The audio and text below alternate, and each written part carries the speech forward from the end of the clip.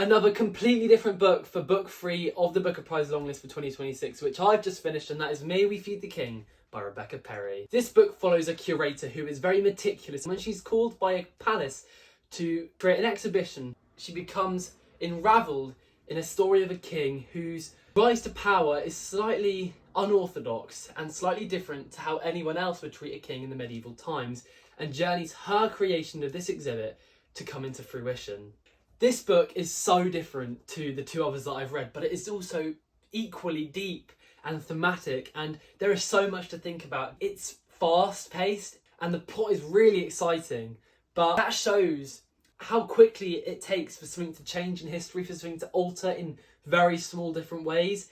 And actually that leads on to Rebecca Perry's choice of keeping a lot of the details in here quite surface level. There are a few allusions and suggestions of details.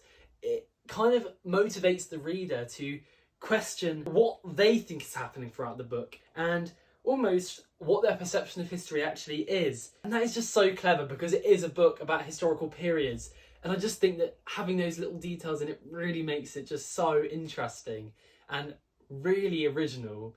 The language is deep and thought-provoking.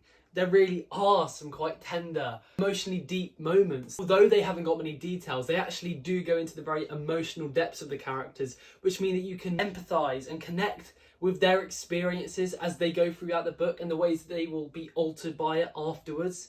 Equally, through the senses, you know, their taste, the smell, the things that you can see that are described to you, you feel like you're immersed, you feel like you're inside of the book. And I really felt fully captivated by everything that was going on and all the different things that maybe are less common to me in my own experience. An ending like this one, which is so sincere and so clever, is one that I love. I love to have something to think about after that final page and reflect on it and be like, wow, that was powerful. And this ending was certainly so powerful in the questions that it asked and the ways that it went about and almost how cyclical history is, but I just loved it so much.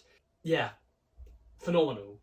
Book 3 of the Booker Prize is done, May We Feed the King by Rebecca Perry, and I'm currently reading The End of Everything by M. John Harrison. I will let you know my thoughts and feelings in a review as soon as I finish that. Really enjoying the experience and loving all the books I'm reading so far.